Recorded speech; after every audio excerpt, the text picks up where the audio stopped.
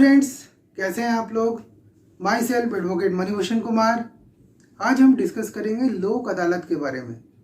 लोक अदालत क्या है। तो अगर आप मेरे चैनल पे नए हैं तो मेरे चैनल को सब्सक्राइब करें, लाइक करें और बेल का जो आइकन दिया गया है उसको ज़रूर प्रेस करें ताकि जब भी मैं कोई वीडियो अपलोड करूं वो वीडियो सीधे आप तक पहुंच सके, उसका नोटिफिकेशन जो है वो आप तक पहुंच सके। तो चलिए स्टार्ट करते हैं। लोक अदालत एक इम्पॉर्टेंट सेक्टर है, इसके बारे में मैं आपको समझाता हूँ। सपोज करिए कि आपने बैंक से 2 लाख रुपए का पर्सनल लोन लिया, किसी कारणवश आप वो पैसा दे नहीं पा रहे हैं। अब क्या होगा, बैंक वाले आपको लीगल नोटिस भेजेंगे और अगर आपने लीगल नोटिस का ठीक ठाक आंसर अगर नहीं दिया तो आपके ऊपर केस किया जाएगा। एक सर्टिफिकेट केस होगा। केस कहाँ होगा? आपके डिस्ट्रिक्ट कोर्ट में केस होगा। और 2 लाख रुपया का जो लोन है वो बढ़कर हो जाता है 11 लाख रुपया। मान लीजिए 9 लाख रुपया का इंटरेस्ट हो गया।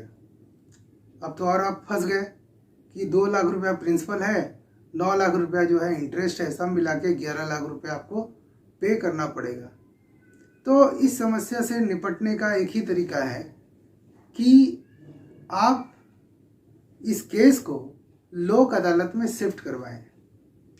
शनिवार के दिन लोक अदालत लगता है, या आप डेट पता कर लें। ऐसा कोई परफेक्ट डेट मैं आपको नहीं बता रहा हूँ। आप एक डेट पता कर लें कि किस दिन लोक अदालत है और अपने केस को वहाँ शिफ्ट करवाएं।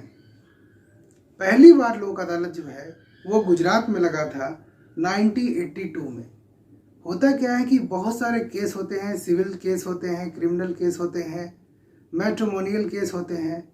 तो ये सारे केस जो है वो समझौतावादी होते हैं, मतलब इसमें समझौता हो सकता है। तो जिस केस में समझौता हो सकता है उस केस की संख्या ज़्यादा ना बढ़े, इसलिए सरकार ये चाहती है, न्यायपालिका ये चाहती है कि उस केस को जल्दी से रफा दफा कर दिया जाए।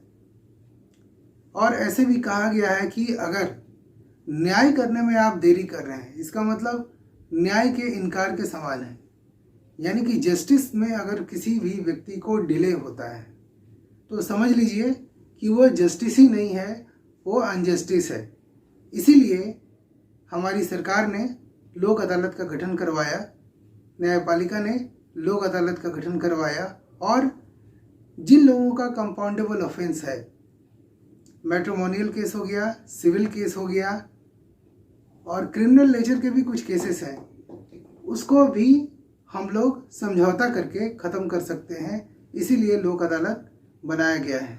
अब क्या होगा, मान लीजिए लोक अदालत जो है सिविल कोर्ट की तरफ से आपको एक नोटिस आया कि आपका जो केस है वो लोक अदालत में शिफ्ट किया गया है, तो आप लोक अदालत जाइएगा, बैंक भी लोक अदालत जाएगा। और नालसा एक संस्था है, इसके जो सदस्य हैं वो सदस्य मीडिएटर का भूमिका निभाएंगे। यानी कि वो जज नहीं है, सिर्फ एक मीडिएटर है। ये मीडिएटर के रूप में, जैसे मान लीजिए कि आप बोलिएगा कि हम जो है वो 3 लाख रुपया पेमेंट कर सकते हैं, बैंक बोलेगा नहीं हम 8 लाख लेंगे। तो मध्यस्थ जो है यानी मीडिएटर जो है उसका ये काम होगा कि वो बोलेगा कि ठीक है, ना आपका बात ना उसका बात, 3.5 में आप इसको सेटल कर सकते हैं। क्या आप करने का इच्छुक हैं? तो अगर आप सही में इच्छुक होंगे तो आप उस बात को मान जाएंगे और आपका जो केस है वहीं रफा दफा हो जाएगा। आपको एक ही समय पूरा पैसा पेमेंट करना होगा और आपका केस जो है वहीं पर ड्रॉप हो जाएगा। तो ये काम है लोक अदालत का। लोक अदालत जो है वो बहुत सारे चीज़ों को वही कॉम्प्रोमाइज़ करके ख़त्म करवा देता है, उसे आगे बढ़ता नहीं देखना चाहता है।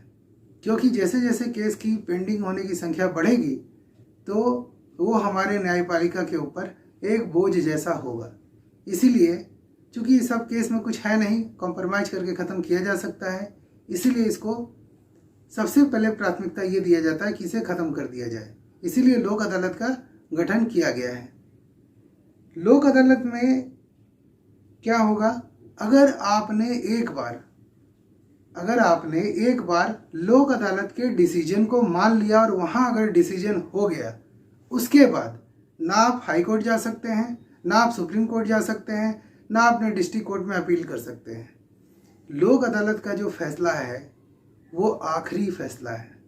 इसीलिए जब भी किसी मामले को सेटल करें, किसी एडवोकेट की सहायता लें और सोच विचार करके ही उस मामले को लोक अदालत में लेके जाएं और वहाँ सेटलमेंट कराएं।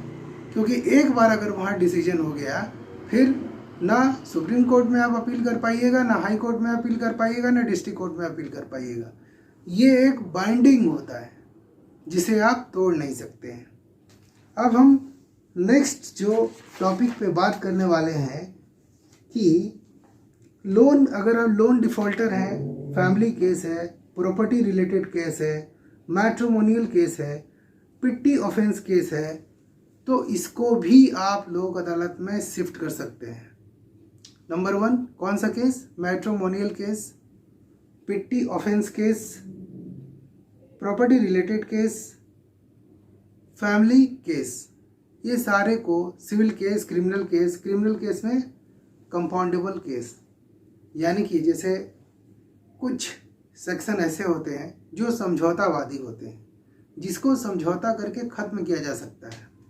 अब 302 का केस आप लोक अदालत में लेके जाइएगा, ऐसा तो होगा नहीं, क्योंकि वो कंपाउंडेबल ऑफेंस नहीं है।